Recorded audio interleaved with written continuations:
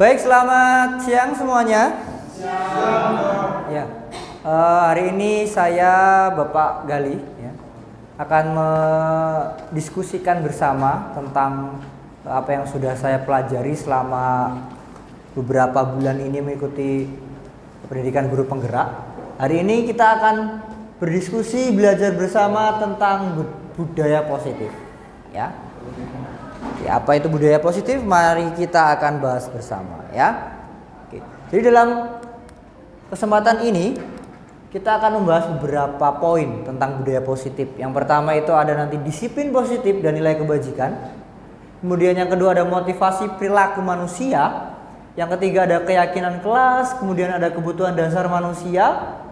Kelima ada restitusi atau posisi kontrol. Yang ketiga segitiga restitusi.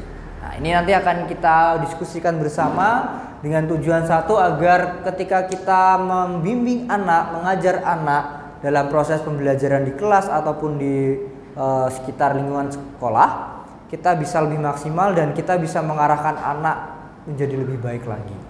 Oke, baik, kita mulai yang pertama tentang disiplin positif dan nilai-nilai kebajikan universal. Nah, oke. Ki Hajar Dewantara menyatakan bahwa di mana ada kemerdekaan, di situ harus ada disiplin yang kuat. Ya, jadi disiplin itu bersifat self disiplin, ya.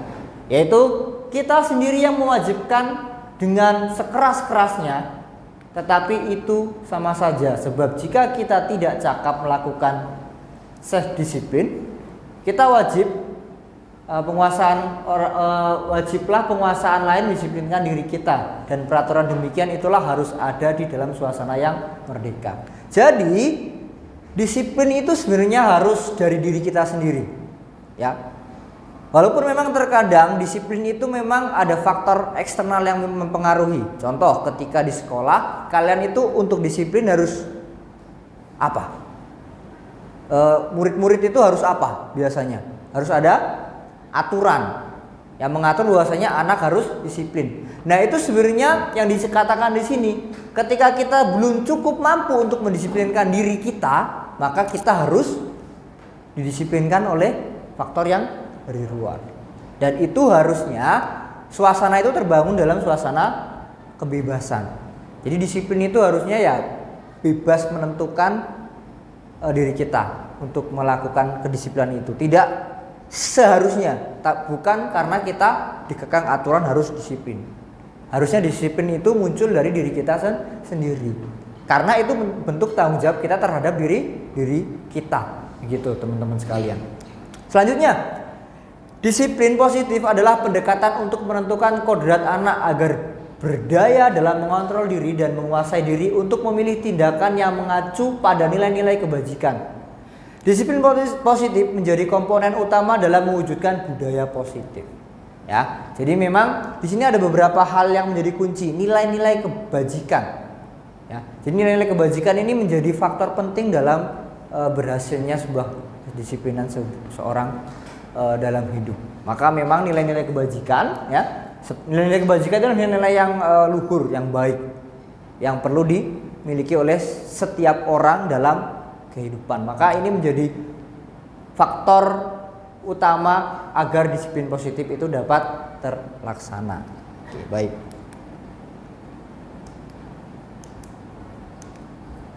Nah, sekarang akan kita bahas nilai-nilai kebajikan universal. Nah, nilai-nilai kebajikan universal adalah sifat positif manusia yang ingin dicapai setiap individu. Ya, saya yakin di antara kita semua, entah kita sebagai seorang guru ataupun kita mendidik anak, harapan yang akan kita capai adalah kita bisa memberikan nilai-nilai kebijakan universal kepada anak-anak kita atau kepada rekan dan semua orang yang ada di sekitar kita.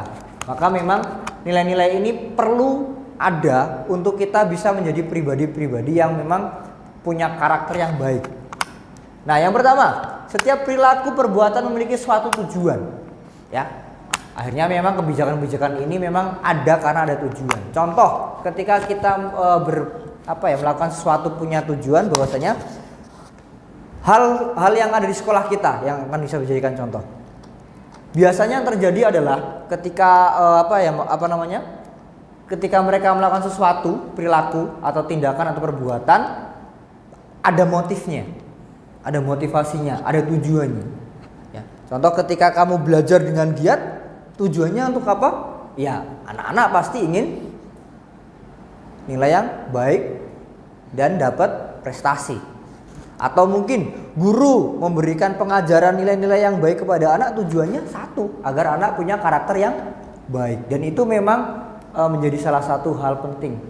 Yang kedua, dengan mengaitkan nilai-nilai kebijakan yang diyakini seseorang, maka motivasi intrinsik akan terbangun sehingga menggerakkan motivasi dari dalam mendapatkan tujuan mulia yang diinginkan.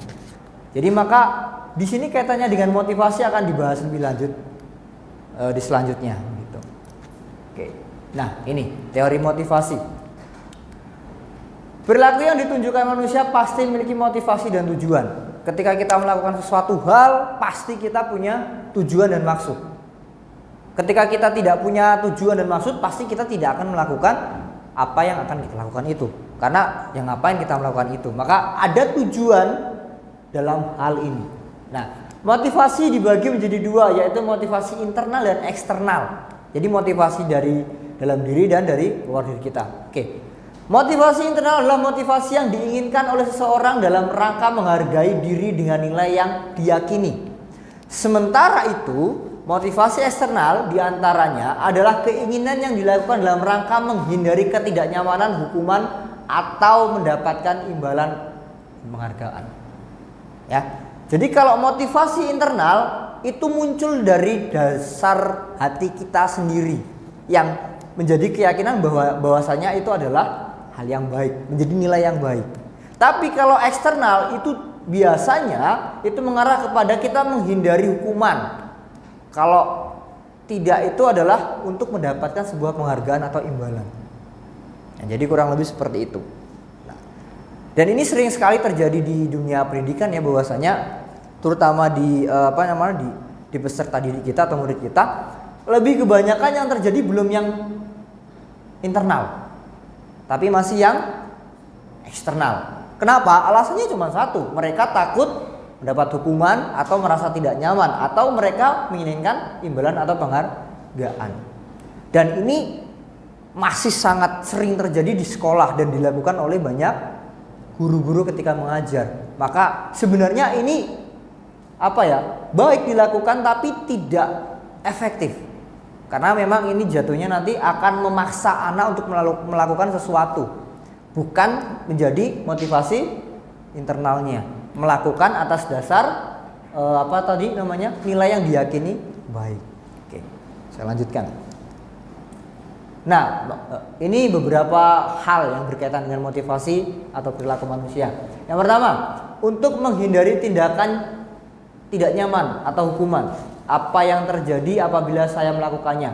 Nah, ini kan salah satu bentuk motivasi eksternal. Ketika kita melakukan sesuatu karena untuk menghindari ketidaknyamanan atau hukuman. Yang kedua, ini masih berkaitan dengan motivasi eksternal, untuk mendapatkan imbalan dari orang lain atau institusi. Jadi apa yang akan saya dapatkan apabila saya melakukan hal tersebut. Jadi motivasinya adalah imbalan, ya, bukan dalam diri sendiri kita dengan sadar melakukan hal tersebut. Motivasinya masih eksternal, jadi untuk mendapatkan sebuah imbalan. Dan ini sering terjadi biasanya tidak hanya murid-murid atau peserta didik. Terkadang kita sebagai guru pun melakukan hal semacam ini sudah biasa begitu. Dan kebanyakan memang di dua poin ini kita sebagai guru agar tidak ditegur oleh atasan, ya kita melakukan pekerjaan kita gitu dengan motivasi yang eksternal ini agar cepat selesai, biar tidak ditegur dan sebagainya. Ataupun ketika kita melakukan sesuatu kita biar mendapatkan imbalan dan sebagainya. Bahkan ini ya di dunia pendidikan sering sekali terjadi, tidak hanya di kalangan murid, juga di kalangan guru-guru seperti itu. Nah, kemudian yang terakhir ini yang penting, untuk menghargai diri sendiri. Itu adalah motivasi dan yang diperlukan adalah ini dalam kegiatan pembelajaran. Bagaimana anak-anak itu sadar bahwasanya saya belajar itu untuk agar saya bisa, dan akhirnya itu secara tidak langsung membuat saya menghargai diri saya sebagai makhluk hidup yang berpikir dan berubah. Maka ini menjadi hal yang penting. Hal ini, motivasi internal ini harus tumbuh sejak dini agar memang ketika melakukan sesuatu tidak berdasarkan ketidaknyamanan atau hukuman atau hanya ingin mendapatkan imbalan, tapi memang berasal dari dirinya sendiri, bahwasanya yakin bahwasanya apa yang dilakukan itu adalah nilai-nilai yang baik dan benar. Oke. Selanjutnya, keyakinan kelas ya. Jadi ketika kita mengajar di kelas atau di sekolah itu ada faktor yang penting yang biasanya akan kita lakukan, yaitu membuat keyakinan kelas. Dan ini penting kita lakukan ketika pembelajaran, karena ini akan menjadi sebuah sebuah keyakinan bersama untuk bersama-sama mencapai tujuan pembelajaran dengan bebas, kemudian dengan bebas itu dalam artian merdeka, dengan sesuai dengan tujuan yang sudah ditetapkan. Maka keyakinan kelas ini penting dilaksanakan. Nah, terkadang yang terjadi itu adalah guru dalam kelas itu bukan membuat keyakinan kelas, tapi membuat aturan kelas. Ya, nanti akan kita lihat perbedaannya antara keyakinan kelas dengan aturan kelas. Mungkin kita bisa pahami ya, kalau aturan itu sifatnya apa? Menghukum, ya, konsekuensi dan sebagainya. Itu aturan.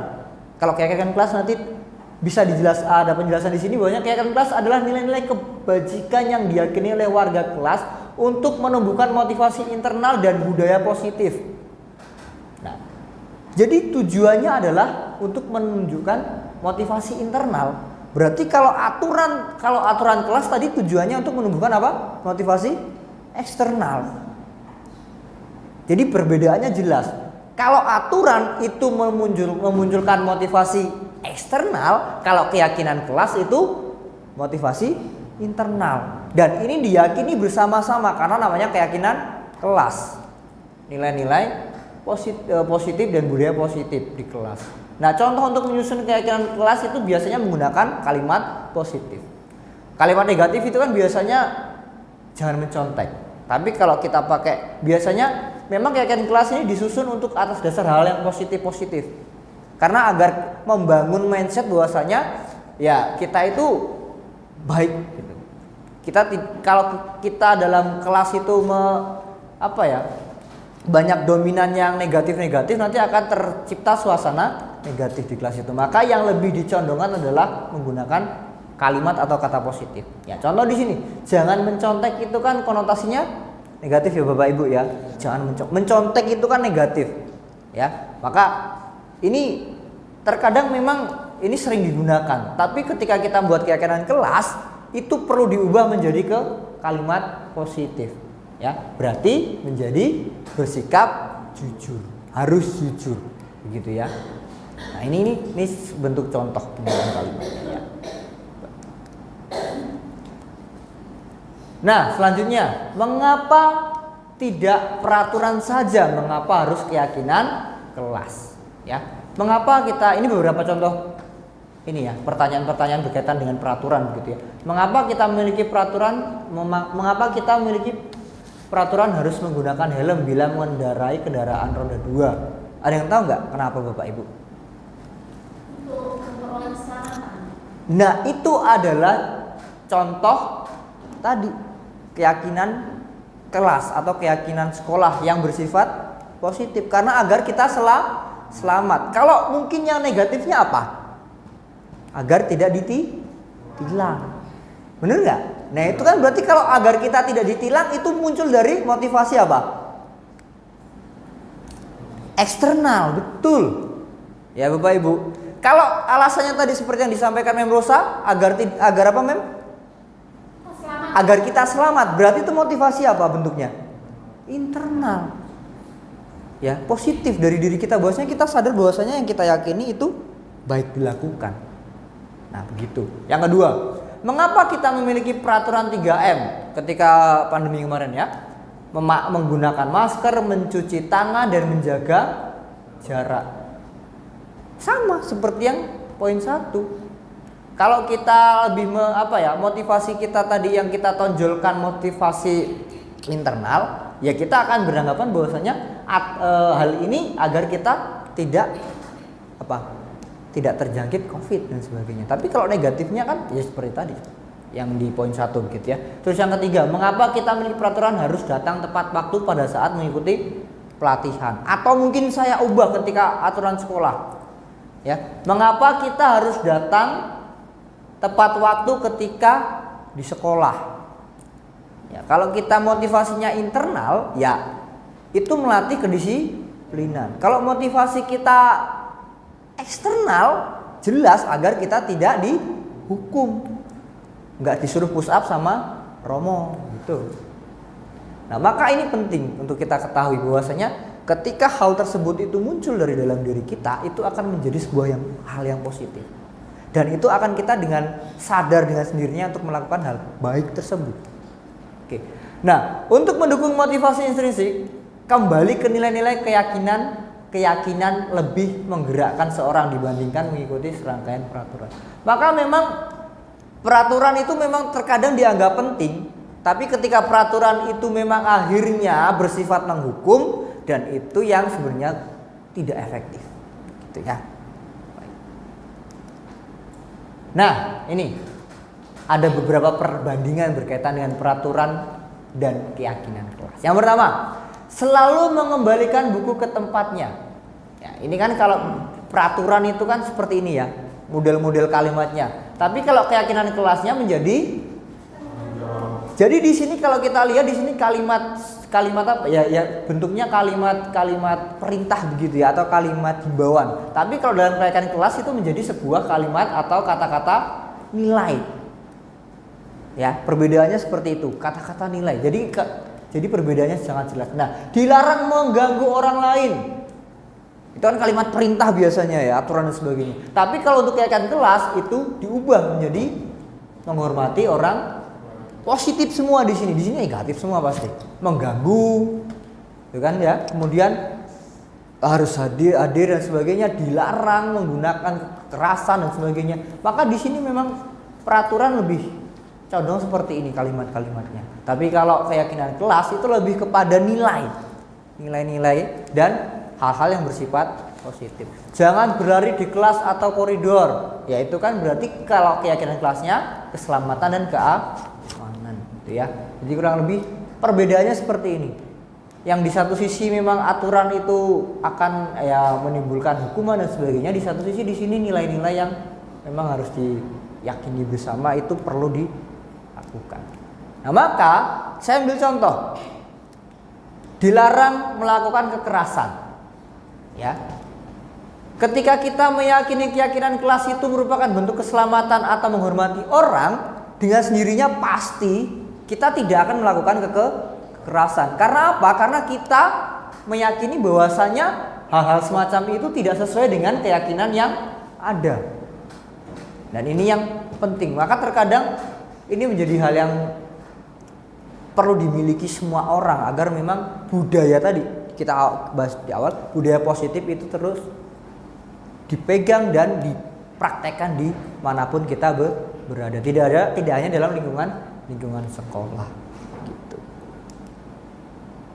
Nah, untuk menyusun keyakinan kelas itu ada beberapa hal kriteria yang perlu kita perhatikan. Yang pertama, lebih terlihat abstrak. Oke. Saya kembalikan lagi. Contoh nih. Kalau di sini kan peraturan itu harus konkret ya. Contoh, dilarang menggunakan narkoba. Itu kan jelas, ya konkret. Kalau di sini kesehatan. Itu kan kesehatan itu kan abstrak kan ya bentuknya, sifatnya. Jadi maka jelas di sini bahwasanya contoh dilarang mengganggu orang lain. Kan jelas, nyata mengganggu orang lain. Tapi di sini keyakinan kelasnya adalah menghormati orang lain. Jadi sifatnya abstrak, gitu ya. Nah, kemudian tidak perlu terlalu banyak. Jadi kalau aturan itu kan banyak. Kalau contoh di sini kan ya. Contoh di sini tadi tidak terlalu banyak. Nah, beberapa ini kan keselamatan, keamanan. Jadi beberapa aturan ini bisa dijadikan satu menjadi keyakinan kelas. Tidak harus banyak begitu ya.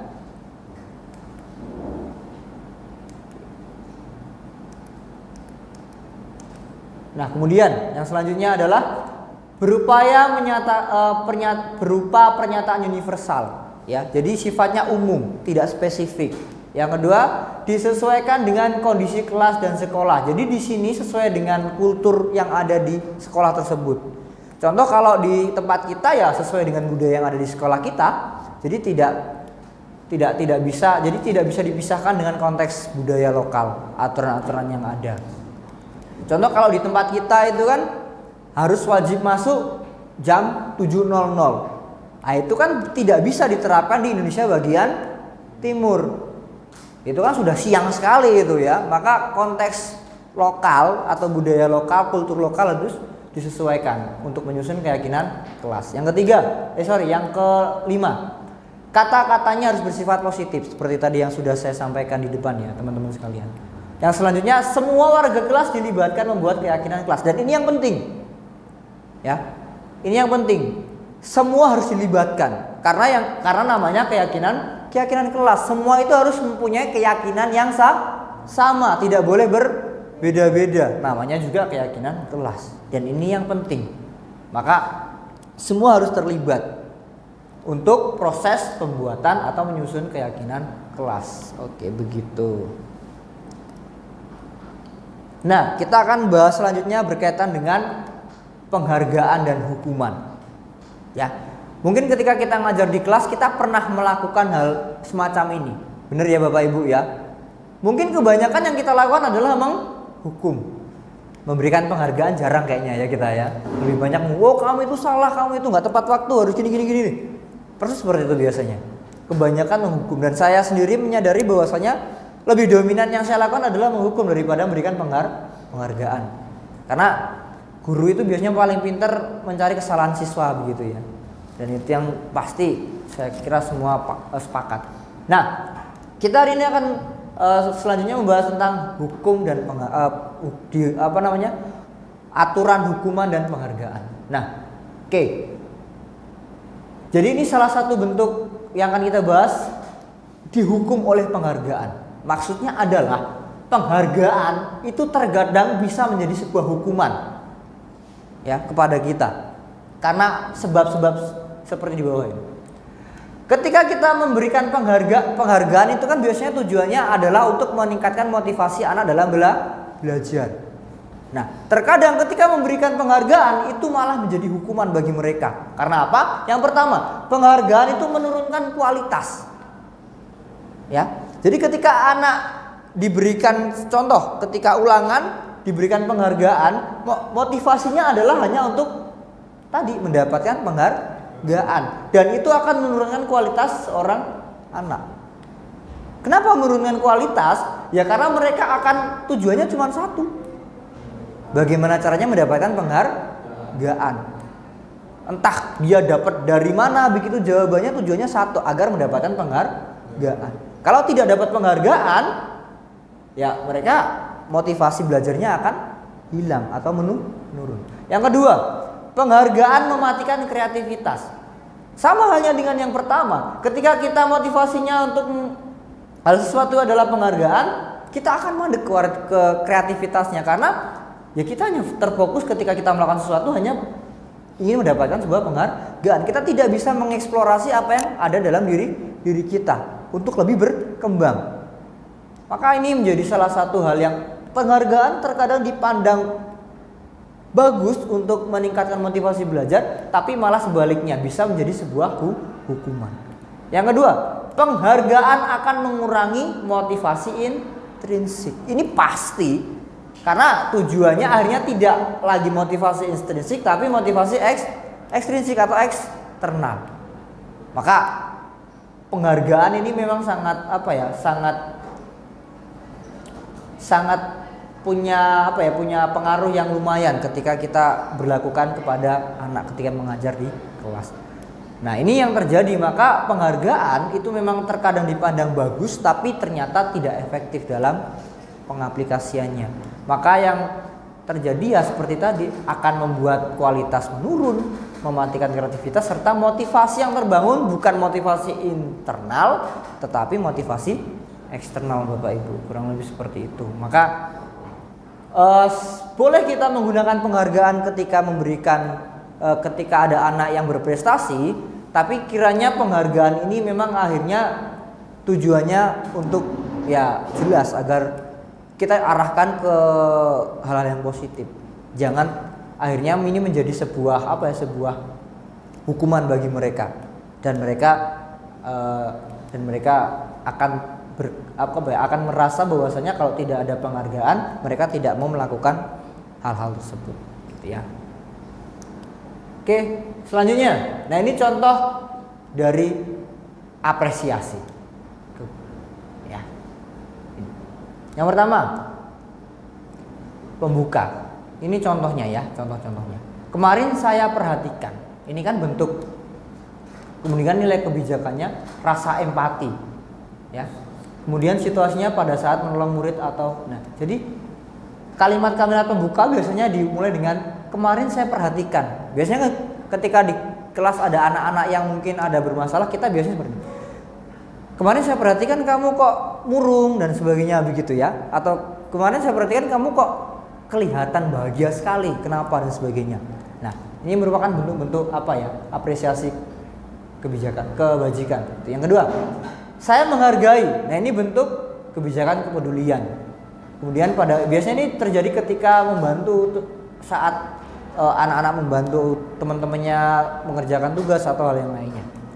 Kemudian yang kedua, saya berterima kasih untuk apa yang sudah kamu kerjakan. Itu biasanya kita berikan kepada anak dalam bentuk apresiasi kebajikan. Ini menunjukkan bahwasanya kita menunjukkan mereka itu punya rasa tanggung jawab, gitu ya. Nah, kurang lebih seperti itu.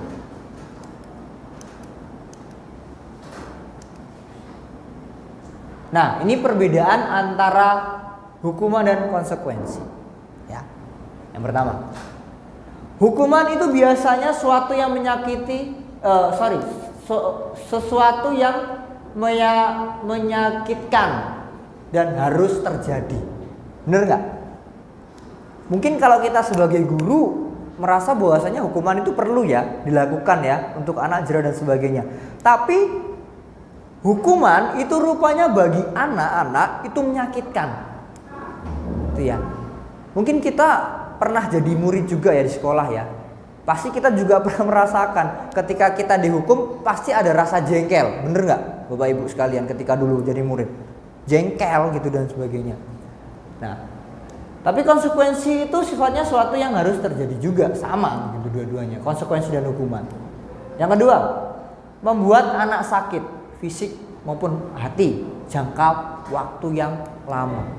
Hukuman itu sifatnya memang menyakiti, begitu ya, baik fisik maupun hati. Kalau fisik itu biasanya kan kalau kita disuruh push up, mungkin capek dan sebagainya, itu kan mungkin dan sebagainya, itu fisik. Kalau hati biasanya itu akan jadi sakit hati, ya. Biasanya memang yang terjadi seperti itu. Oh, saya harus disuruh ini, saya malu sama teman-teman, saya nggak terima gini dan sebagainya. Itu membuat sakit hati.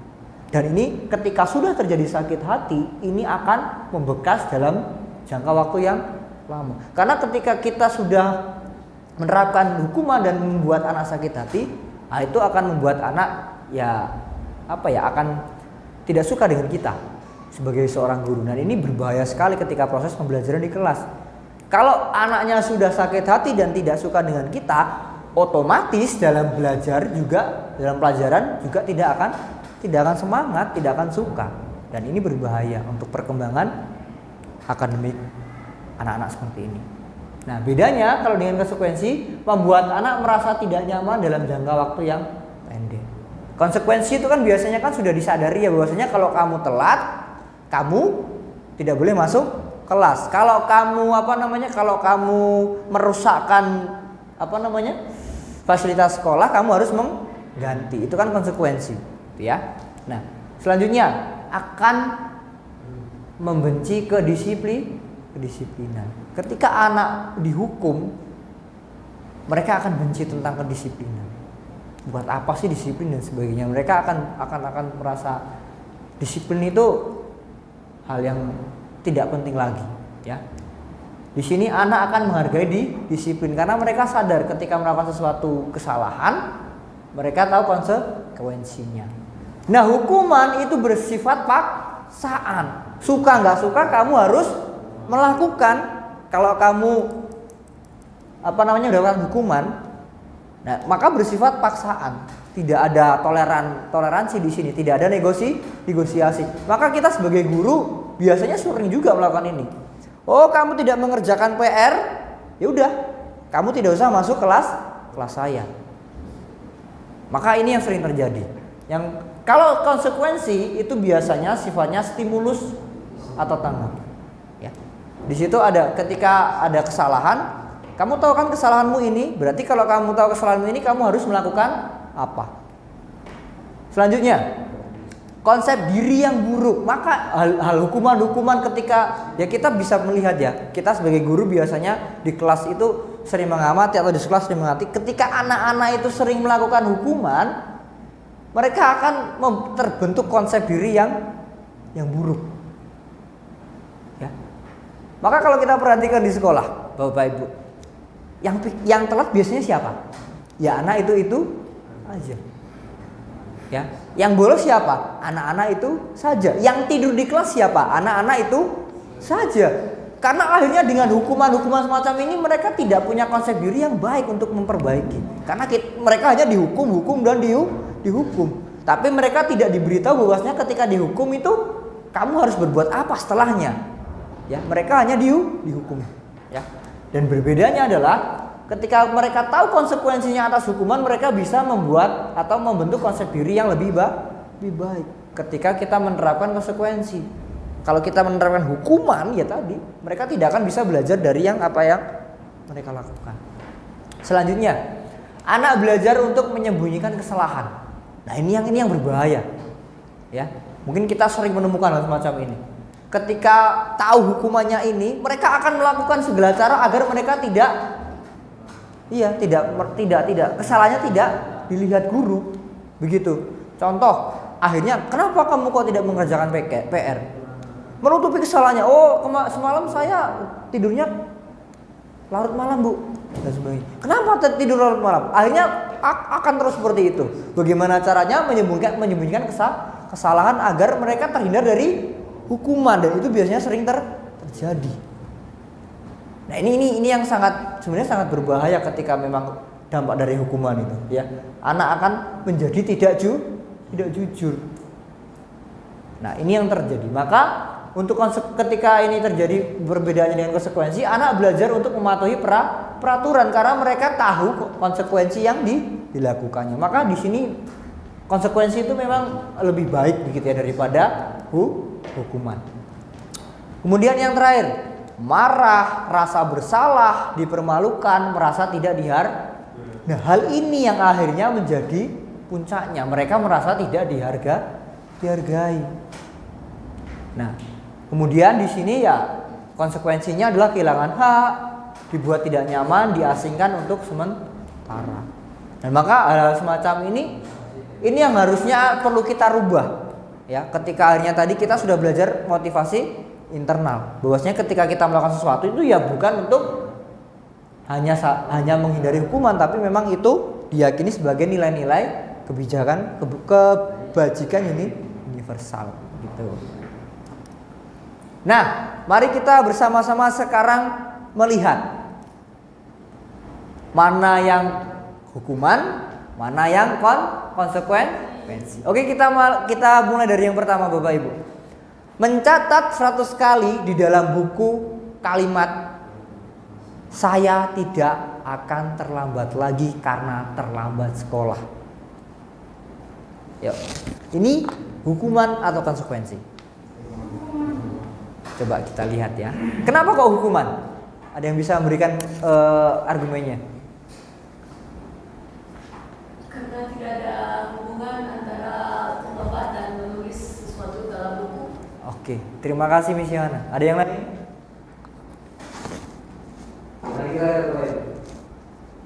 Nah, betul sekali, hukuman. Katanya di sini Bapak Ibu, mencatat 100 kali dalam buku kalimat. Itu hukuman berarti, bukan konsekuensi, ya Bapak Ibu ya. Saya pernah melakukan hal ini gitu ya.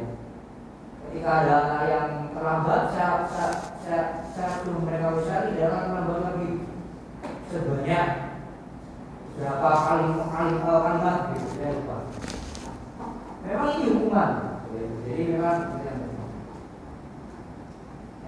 sorry. Selanjutnya yang kedua, lari memiliki lapangan basket. Apa Bapak Ibu? Hukuman jelas ya. Lari memiliki lapangan basket. Itu bentuk hukuman. Kita harus lari. Hukum lari. Atau kalau zaman dulu itu, zaman saya sekolah itu harus hormat di bawah yang bendera kepada bendera merah putih sampai berjam-jam begitu. Itu yang hukuman yang biasa. Yang selanjutnya, murid diminta push up 15 kali. Apa Bapak Ibu?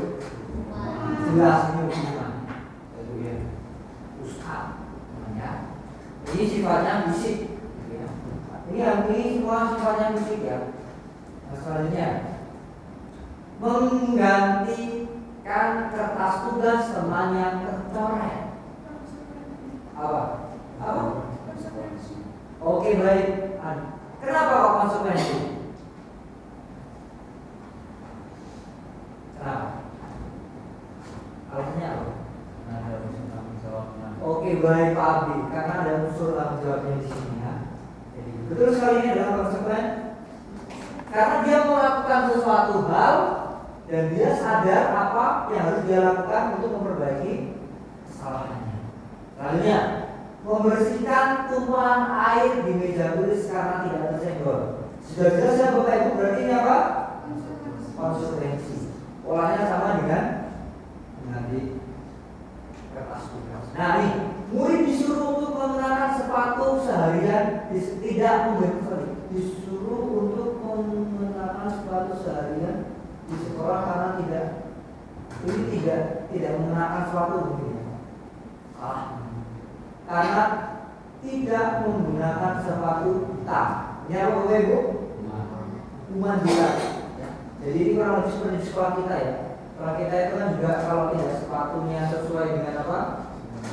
Punya kot gitu ya. Atau biasanya di SMA disuruh pulang gitu dari sekolah. Ini hukuman. Selanjutnya, lari sama ini ya. Ini apa ini? Ayo, lari melakukan basket karena terlambat. Ayo. Coba kita lihat. Ini konsekuensi Bapak Ibu. Ya, karena di sini jelas. Lari melakukan basket karena terlambat pelajaran. Ya, jadi ini konsekuensi. Kita telat, konsekuensinya kita harus. Jadi kurang lebih seperti ini Bapak Ibu. Mana yang hukuman, mana yang konsekuensi. Tapi yang mungkin sering kita rasakan, kita alami, kita lakukan di sekolah kita lebih banyak adalah hukuman. Ya. Walaupun memang terkadang kita menerapkan konsekuensi juga ketika kita mengajar di sekolah, tapi saya yakin sampai saat ini masih dominan hukuman daripada konsekuensi yang kita lakukan. Nah, cukup untuk hukuman atau konsekuensi kurang lebih seperti ini. Apakah ada yang akan dibagikan berkaitan dengan hukuman? Mungkin pengalaman Bapak Ibu ketika mengajar di sini. Mungkin proses sebagai pamong disiplin, adakah pengalaman berkaitan dengan hukuman dan konsekuensi menurut? Pak Dani, terima kasih. Nah, di sini sebenarnya kita sebagai guru juga mengalami itu dan memang untuk hal ini, ya. Sisi lain kita ingin menegakkan peraturan, terutama kita sesuai dengan apa ya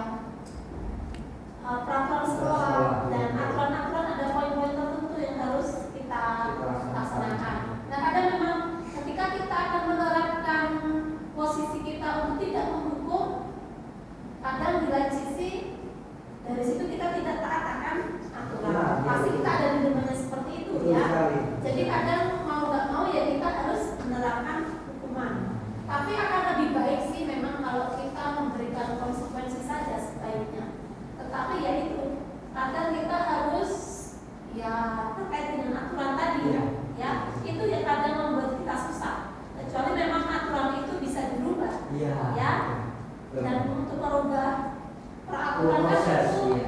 proses dan pastinya melibatkan banyak stakeholder setelah kita ya. Makanya Oke, terima kasih Pak Ustaz. Jadi benar ya Bapak Ibu ya, memang di sekolah sampai saat ini di mana tempat yang saya jumpai memang lebih banyak hukuman yang diberlakukan. Kalau kamu melakukan ini dapat poin ini, atau pengurangan poin ini, kamu melakukan ini, kamu harus ini, seperti ini dan sebagainya. Tapi akhirnya dari sini kita mulai memahami sedikit-sedikit bahwasanya hukuman itu ternyata kurang efektif dilakukan. Lebih baik itu adalah konsekuensi yang diberikan.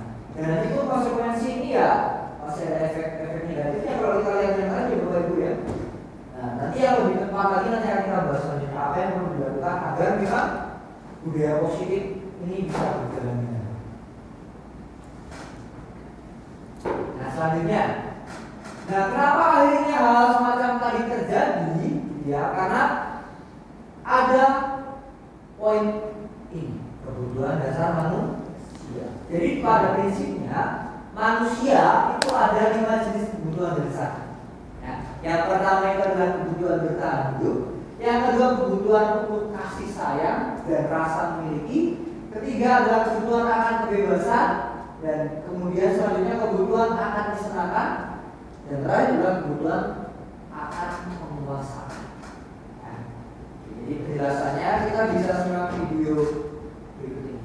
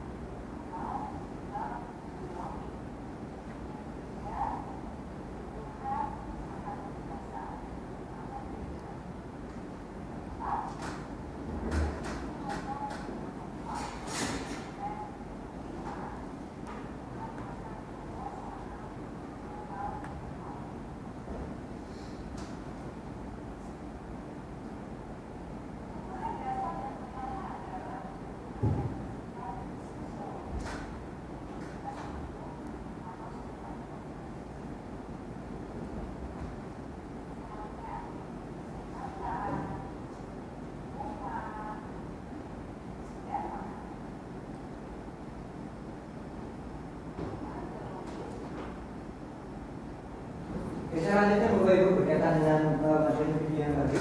Jadi dalam kehidupan kita sebagai manusia itu kita punya 5 jenis kebutuhan dasar. Ya. Yang pertama tadi sudah saya sampaikan, kebutuhan untuk bertahan hidup. Jadi kita sebagai manusia itu pasti punya kebutuhan ini. Dan saya yakin ya, semua orang itu tidak ada yang tidak butuh ini. Tidak ada orang yang rela mati cepatnya, tidak ada ya Bapak Ibu. Maka memang ini menjadi salah satu kebutuhan dasar. Nah ini harus kita penuhi dalam hidup kita. Kalau kita tidak penuhi hal ini, maka akan terjadi hal-hal yang akan tidak berkembang sesuai dengan perkembangan ini. Contoh, ketika kita kebutuhan untuk bertahan hidup kita terganggu. Contoh nih, ya, ketika kita di jalan tiba-tiba kita dibegal, kita akan dibunuh. Nah ini kan pasti kita akan melakukan ini ya. Kita bertahan dan konsekuensinya ya tadi seperti yang sudah disampaikan, akan ada hal tertentu. Ataukah ini hal yang positif atau yang negatif ya. Kemudian selanjutnya kebutuhan kasih sayang dan rasa memiliki. Nah, ini sangat perlu sekali kita terapkan di sekolah Bapak Ibu. Karena apa? Pada dasarnya banyak anak-anak di sekolah itu mereka butuh kasih sayang dan rasa memiliki. Mungkin kita sering sekali banyak melihat anak-anak di kelas itu mereka resehnya minta ampun, ya nakalnya minta ampun. Ya. Sebenarnya pada dasarnya bisa jadi mereka kurang yang namanya kasih sayang dan mereka ingin diperhatikan. Nah itu yang sering terjadi biasanya. Banyak sekali ketika beberapa kasus di kelas, saya pernah menemui hal semacam ini Bapak Ibu. Dia itu nakal sekali, sering keluar dan sebagainya, pokoknya jelek-jeleknya ada pada dirinya. Akhirnya ketika suatu momen ketika dan itu kebetulan bersinggungan dengan saya sebagai mata pelajaran, saya ajak ngobrol anak itu. Saya beranikan ajak ngobrol, ternyata dari alasan-alasan yang banyak sekali dia sampaikan, akhirnya dia mengakui bahwasanya dia di rumah itu tidak mendapatkan perhatian dan kasih sayang dari orang tuanya. Akhirnya alasan mengapa dia melakukan itu adalah untuk mendapatkan perhatian dari orang lain. Dan ini saya kira sering terjadi ketika kita menghadapi kelas berbeda. Ada yang nilai dan sebagainya. Terkadang mereka butuhkan, yang mereka butuhkan adalah kasih sayang agar mereka bisa berkembang dan tumbuh sesuai dengan potensinya. Yang selanjutnya adalah kebutuhan akan kebebasan. Nah, ini kaitan erat dengan tadi aturan Bapak Ibu. Ya, aturan. Ketika kita bebas itu kan kita harapannya tidak ada aturan yang mengikat. Tapi kebebasan di sini harus ada batasnya. Kebebasan yang bersifat tadi hal-hal yang positif, jangan bebasnya negatif. Memang orang itu pada dasarnya ingin bebas. Tidak ada, saya yakin semua orang itu tidak ingin yang namanya dikekang. Tapi kan di sini maksudnya adalah di sekolah itu kenapa akhirnya aturan-aturan itu tidak membuat mereka bebas karena sifatnya menghukum. Ya, maka mereka merasa tidak bebas. Tapi terkadang memang kebutuhan kebebasan ini harus diimbangi dengan tadi budaya positif agar kebebasan ini menjadi suatu hal yang baik untuk perkembangan potensi setiap peserta didik kita. Kebebasan ini tidak boleh asal-asalan. Berarti kebutuhan untuk kesenangan. Ya. Kalau sebutannya itu biasanya lebih dikenal sebagai fun begitu ya, kalau bahasa Inggrisnya fun ya, bukan untuk kesenangan. Jadi memang siapa yang tidak butuh kesenangan? Semua orang butuh yang namanya kesenangan. Bahkan kita pun sebagai guru pun kita butuh ini. Walaupun kita dipusingkan dengan perilaku anak-anak yang nakal, itu kan pasti kita pusing ya. Tapi kita akan butuh yang namanya kesenangan. Kalau kita kesenangan kita tidak diakomodasi dengan baik, yang terjadi apa Bapak Ibu? Kita akan melampiaskan hal-hal yang tidak baik. Kita akan stres dan sebagainya. Kalau kenapa? Ya kita akan memarahi anak dan sebagainya di kelas. Dan itu tidak baik. Maka sebisa mungkin kebutuhan kesenangan itu baik ketika proses pembelajaran di kelas harus bisa diakomodasi. Contohnya dengan apa? Ya ketika kita belajar di kelas menggunakan model-model pembelajaran yang menarik dan menyenangkan agar anak-anak tidak tidak stres, tidak pusing, tidak merasa tertekan. Dan kita pun ketika guru mengajar ya kita enjoy. Yang terakhir adalah kebutuhan untuk akan kekuasaan, ya, berkuasa. Pada dasarnya kita sebagai manusia normal, kita ingin menguasai banyak hal. Ya. Tapi terkadang ini perlu diarahkan karena kalau kita tidak bisa melakukan penguasaan dia, kita akan membayangkan kebutuhan. Maka yang paling penting adalah penguasaan ini terkhusus adalah penguasaan di diri kita dalam hal apapun. Maka ketika kebutuhan dasar hanya pada kesimpulannya ketika kebutuhan dasar kelimanya ini terpenuhi dengan maksimal atau dengan cukup, perkembangan kita baik secara biologis ataupun secara psikologis itu akan berkembang sesuai dengan tahapannya. Itu sesuai dengan tahapan-tahapannya kalau kita berusaha.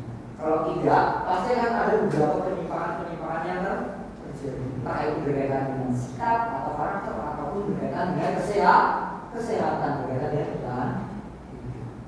Nah ini kurang lebih. Maka akhirnya ketika kita memahami ini, kita harus paham ini ketika mengajarkan. Oh kalau anak ini melakukan ini, kira-kira kebutuhan apa yang belum terpenuhi dalam diri mereka. Dan ini perlu kita pahami sama agar kita bisa memberikan penanganan yang tepat ketika anak mengalami masalah. Selanjutnya, posisi kontrol. Nah ini perlu kita pahami sebagai seorang guru mengajar di kelas. Ada 5 posisi kontrol seorang guru, yaitu yang pertama sebagai pemburu, yang kedua sebagai pembuat merasa bersalah, yang ketiga sebagai teman, yang selanjutnya sebagai pemantau, dan terakhir sebagai manajer. Dari kelima posisi ini harusnya kita sebagai guru itu bisa memposisikan sebagai manajer. Ini yang paling baik. Karena kita di sini diajarkan untuk bagaimana kita bisa melihat posisi anak, bagaimana dan sebagainya. Nah, kurang lebih seperti apa? Mari kita bahas. Kalau kita baca ya, terbaca ya. Baik. Nah, di sini ada 5 posisi kontrol, ya. Jadi di sini yang pertama penghukum. Biasanya ketika kita memposisikan diri kita sebagai penghukum, kita itu biasanya yang kita perbuat adalah hari menunjuk, ya, kemudian menyindir dan sebagainya. Benar nggak Bapak Ibu? Menghakimi lah intinya. Ya. Biasanya kalimat yang kita gunakan itu kalau kamu tidak melakukan, ya kamu akan mendapatkan hukuman dan sebagainya. Nah biasanya hasilnya itu biasanya ya memberontak. Ya, ketika tidak sesuai, ya berontak, dan biasanya mereka akan menyalahkan orang lain atau berbohong. Sering kan terjadi ketika ada kasus ya di sekolah begitu, Bapak Ibu menangani kasus. Contoh kasusnya itu bareng-bareng, contoh bareng-bareng merokok gitu, Bapak Ibu, di luar sekolah atau di mana. Ketika ketahuan, mereka akan saling menyalahkan agar terhindar dari yang namanya hukuman. Biasanya seperti itu yang terjadi. Yang selanjutnya, biasanya itu murid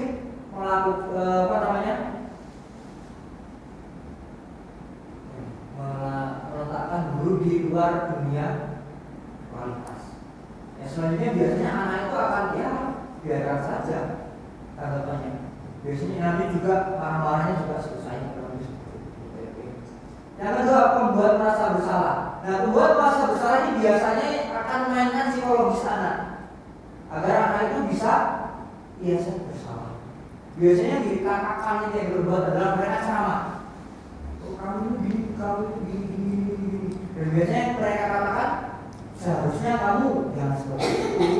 Atau saya kecewa kamu melakukan semacam ini. Biasanya dikatakan guru, kamu seharusnya kamu sudah tahu ya, apa yang kamu lakukan. Saya capek sekali melihat kamu seperti ini. Kamu buat saya itu tuh kata-kata. Kemudian sebagai posisi sebagai teman. Dan ini sebenarnya sering kita lakukan sebagai seorang guru, memposisikan diri sebagai teman agar kita terhindar dari gesekan-gesekan seperti pembunuhan atau membuat mereka bersalah. Tapi ini apa ya? Terkadang mengalir yang baik, tapi rupanya setelah saya belajar banyak hal tentang posisi kontrol, rupanya ini juga sangat kurang tepat ketika kita posisikan dengan anak. Ya. Karena di sini nanti akan ada apa ya? Di sini anak itu akan lemah, kemudian anak tidak mandiri dan bergantung.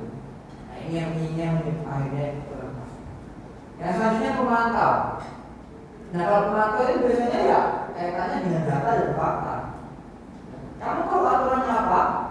Kamu tahu konsekuensinya apa dan sebagainya seperti itu. Jadi lebih kepada bahwasanya bermain di data. Kalau kamu telat ya kamu tahu konsekuensinya apa. Kalau kamu tidak mengerjakan PR, kamu tahu konsekuensinya apa. Sebenarnya seperti itu. Dan memang tadi iya gurunya biasanya ya biasanya ini dampak pada muridnya adalah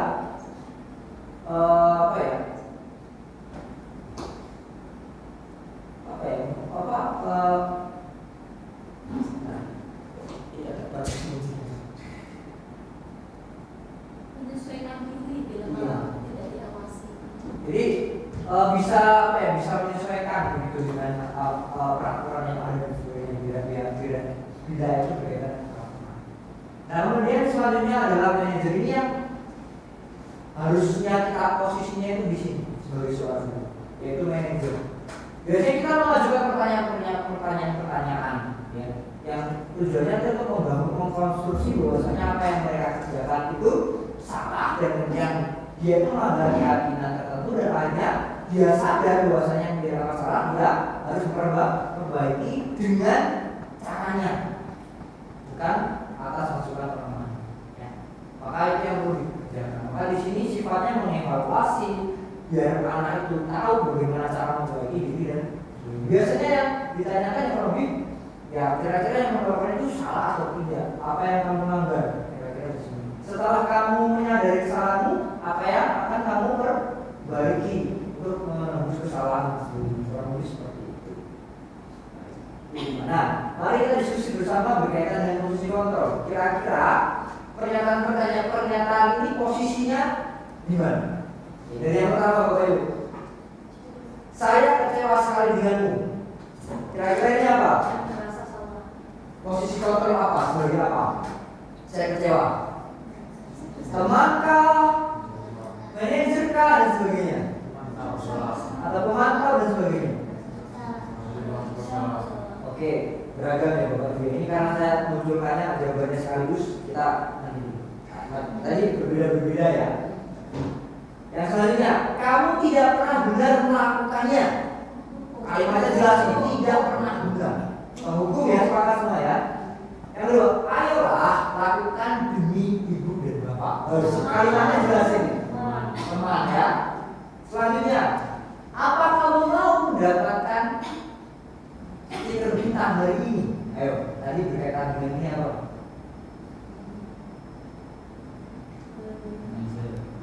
Ada yang manajer, yang lain? Pemantau, oke, baik. Lanjut.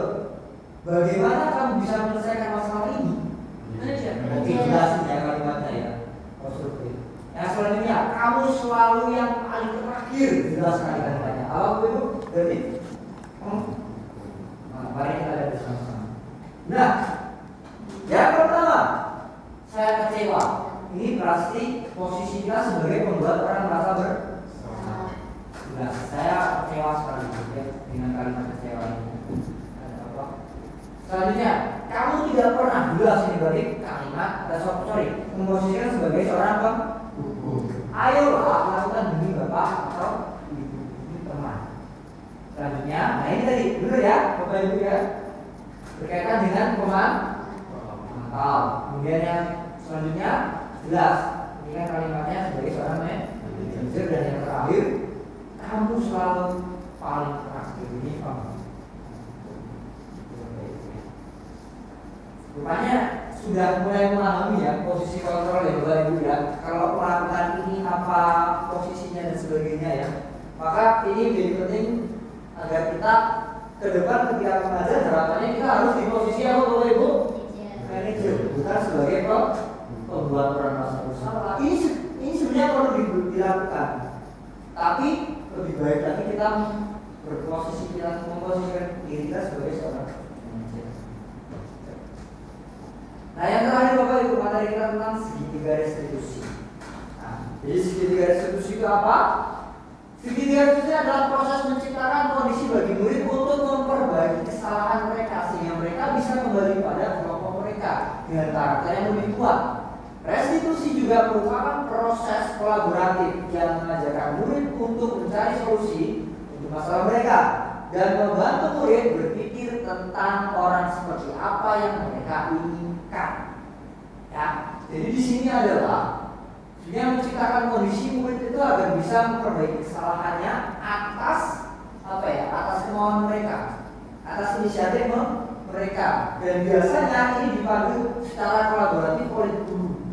Dalam prosesnya, guru akan mengarahkan agar mereka bisa menentukan apa yang mereka inginkan. Ya. Contohnya tadi ketika mereka salah, diingatkan salah atau salahnya apa. Ketika diberikan ini, tahu apa yang harus dilakukan. Nah, ini secara saja bentuknya kurang lebih seperti ini Bapak Ibu segitiga restitusinya. Kita langsung kepada pertanyaan saja. Nah, menstabilkan yang pertama itu tahapannya adalah menstabilkan identitas. Ini biasanya untuk membuat anak merasa gagal karena berbuat salah menjadi positif terhadap dirinya. Ketika anak merasa gagal itu kan yang terbangun adalah hal-hal yang negatif, benar ya, gagal dan sebagainya. Tahapan ini tujuannya satu adalah untuk membuat anak kembali positif, ya. Karena ketika anak merasa bersalah terus-menerus itu pasti dampaknya adalah kurang baik pada mereka. Maka di sini diperlukan agar anak itu kembali kepada identitasnya, posisinya. Nah, di sini biasanya terjadi adalah guru itu berkata berbuat salah itu adalah hal yang manusiawi, tidak ada manusia yang sempurna. Semua orang pernah melakukan kesalahan. Tujuannya apa? Kalimat-kalimat ini dibangun agar anak bisa kembali ke sisi positifnya, agar tidak selalu pada rasa gagalnya. Jadi tahapan ini adalah tahapan di mana kita harus bisa meyakinkan anak itu kembali ke sisi positifnya, bukan terus-menerus merasa mereka itu gagal, tidak berhasil, kurang baik dan sebagainya. Selanjutnya adalah validasi kebutuhan atau validasi kesalahan dan sebagainya. Nah, di sini adalah membuat murid mengenali basic kebutuhan dasar yang dipenuhinya ketika melakukan kesalahan. Pada dasarnya setiap tindakan manusia ada tujuannya, yaitu dalam memenuhi kebutuhan dasar, apakah penguasaan dan sebagainya yang sudah kita bahas. Maka biasanya kalimat-kalimat yang digunakan di sini adalah kamu bisa saja melakukan hal yang buruk, tapi kamu tidak melakukannya. Atau kamu pasti punya alasan ketika melakukan hal semacam ini. Maka itu validasi bahwasanya kenapa mereka melakukan tindakan tersebut. Yang selanjutnya menanyakan keyakinan. Nah, di sini adalah anak akan melihat kesalahannya dihubungkan dengan norma sosial dan nilai-nilai yang mendasari manusia berinteraksi dengan orang lain. Maka ketika mereka sudah tahu ya, mereka lakukan itu salah, mereka akan membuat sebuah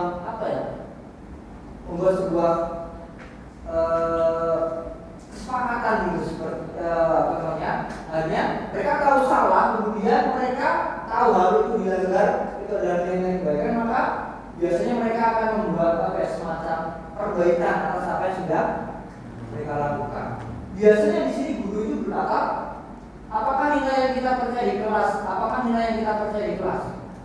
Atau nilai-nilai yang diberikan apa yang telah kita sepakati? Mereka biasanya guru hanya seperti itu untuk melihat bahwasanya untuk melihat keyakinan kelasnya dan sebagainya. Kalau itu seperti itu.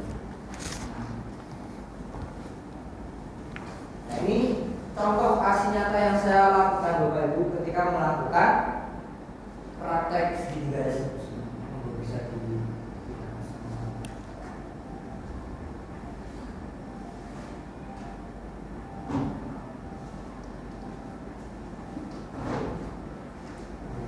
ada yang kenal dengan ini?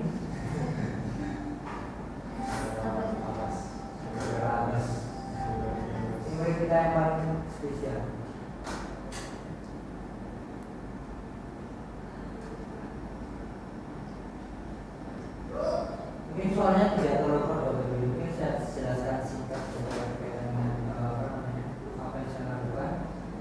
Jadi di sini saya melakukan juga restitusi atas kesalahan yang dilakukan mungkin. Ini contohnya di sini adalah membuang sampah sembarangan. Jadi kalau membuang sampah sembarangan itu kan keyakinan kita bersama bahwasanya itu nilai universal bahwa dia pikiran dan berkesusilaan. Maka memang di sini kayaknya mereka dipanggil dan sebagainya untuk membuat apa ya, semacam keyakinan yang dia yakini bahwasanya itu yang perlu dilakukan, dan akhirnya dia mau memperbaiki diri dan tidak melakukan kesalahan. Kurang lebih seperti itu sih upaya dirinya.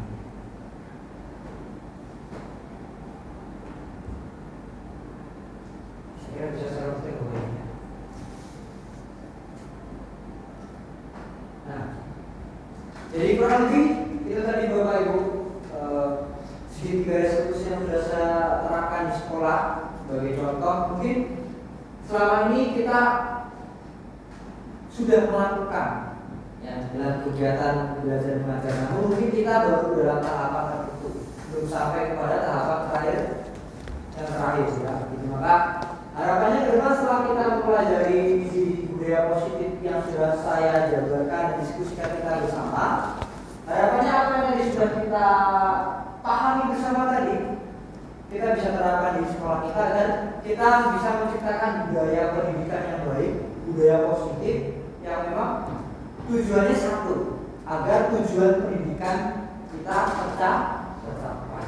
Ya, kurang lebih seperti itu Bapak Ibu. Terima kasih untuk waktunya yang sudah diluangkan untuk berdiskusi bersama mengenai budaya positif yang sudah saya dapat dan saya pelajari di pendidikan guru penggerak.